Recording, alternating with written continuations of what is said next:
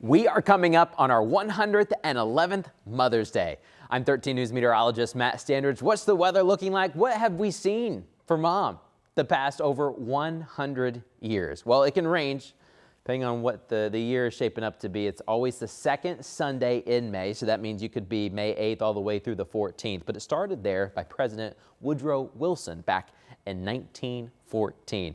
Happy Mother's Day. We have had some hot ones and we have had some cold ones, but now that we're really getting into that second week of May, more of the warm ones outweigh the cold ones. We've been down to 35 degrees. It's been chilly. We've even had a couple traces of snowflakes here in central Indiana for Mother's Day. Those are very rare. On average, we're in the 70s. Now we can get warm though. We've been in the 80s for some Mother's Day. 1936, hottest Mother's Day on record for Indianapolis, 88 degrees. That was pretty toasty.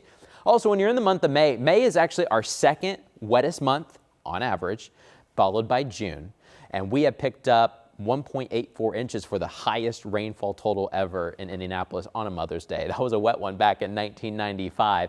But most times it actually does rain a little bit. We were looking back up all the data, and it takes a second too, right? Because you can't just look at May 8th. You've got to look at all the different years and figure out when May was, and then you get all those dates together. But we found that 55% of the time, so more than half the time, we had a couple raindrops for Mother's Day. Now, sometimes you can get a sprinkle and that's it, and the rest of the day is fine. And we've had those. But 45% of the time, so a little bit less, so just under half the time, we had enough rainfall to at least wet the ground. And there were several Mother's Day, though, that were at least picked up a quarter inch of rain or so. Remember, that wettest just under 2 inches.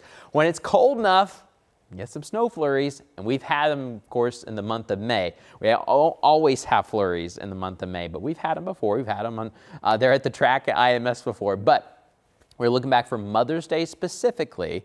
Evansville, there is no data, but in Indianapolis, there has been a trace of snowfall recorded in 1960 and 1952. Very, very rare when we're looking back all the way to the 1800s. Hasn't happened very often, but it's always possible.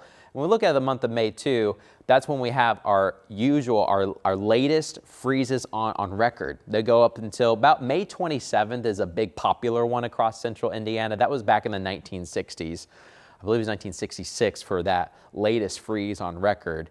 And so for the rest of the month, we're looking pretty good. May, a lot of times you don't always have a freeze, but sometimes you have some frost and sometimes you have a couple snow flurries. But we are expecting nice weather for your 2025 for Mother's Day. Lots of sun, highs in the 70s. We actually had the same forecast last year, upper 70s. We're going with the upper 70s again. No snowfall in this forecast, but we've had some wild swings for Mother's Day, but this year it's going to be perfect for Mom.